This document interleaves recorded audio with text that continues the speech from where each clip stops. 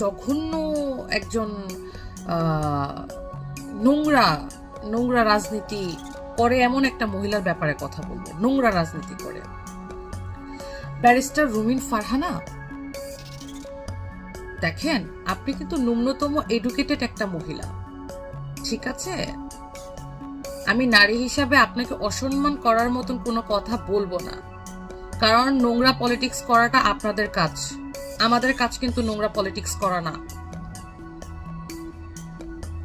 আপনি ন্যূনতম পড়াশোনা করেছেন, ব্যারিস্টার হয়েছেন, আপনি এত নোংরা পলিটিক্স করেন,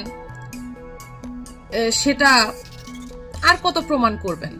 আপনারা তো অনেক কিছু প্রমাণ করলেন। এখন আপনার স্টেটমেন্ট গুলো যখন দেন, হু দ্য হেল আর ইউ?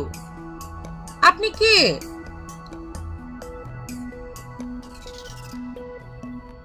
আপনি বলছেন ৭৬ বছরে পালাইছে, কোন বাড়িতে সেটা উল্লেখ করলাম না, সেটার জবাব পরে দেব আমরা।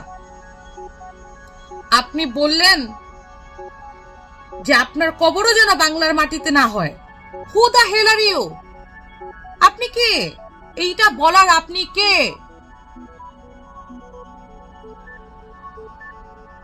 আপনি কাকে এই কথা বলছেন? কত পাচাটার রাজনীতি করবেন বলেন তো? আপনি একটা নারী হয়ে একটা নারীর বিরুদ্ধে, আপনিও একজন রাজনীতিবিদ, এটা আপনি ভুলে গেলে চলবে? আপনার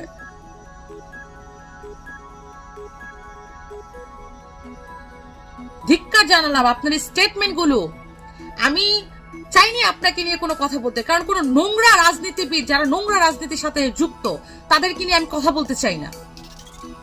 এখানে দুধার দোয়া তুলসী পাতা কেউ না, আপনিও না, আমিও না, কেউ না। এই ধরনের স্টেটমেন্ট আপনাকে কতটুকু নিচে নামাচ্ছে সেটা একবার চিন্তা করে দেখবেন।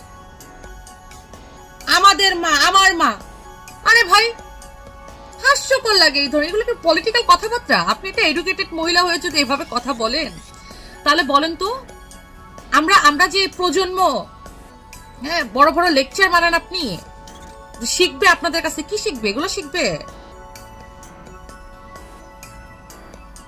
কাকে নিয়ে কথা বলছেন সেটা বুঝতে হবে আগে। বঙ্গবন্ধু কন্যাকে নিয়ে কথা বলছেন,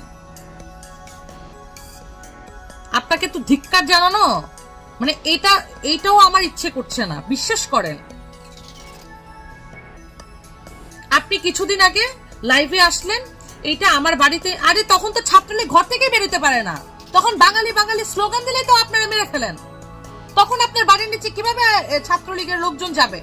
এত গান্ধা পলিটিক্স করেন, সিম্পেথি আর যে মুখটা দেখানোর জন্য এগুলো পর্যন্ত চলে যান। এটাকে রাজনীতি বলে? আমাদের পদ পদবি নাই, আমরা সাধারণ কর্মী, আমরা কি রাজনীতি করি না? আশ্চর্য ব্যাপার। আপনি ডাক্তারের কাছে যান, আপনার ট্রিটমেন্ট প্রয়োজন। উত্তেজিত আমি হতে চাই নাই। ওনার স্টেটমেন্ট গুলো এতদিন আমি রিকভার করলাম, দেখলাম উনি যে লেটেস্ট একটা স্টেটমেন্ট দিয়েছে এটা মানার মতন না। এগুলো কোন পলিটিক্স? এত নোংরা, এত বাজে পলিটিক্স হতে পারে?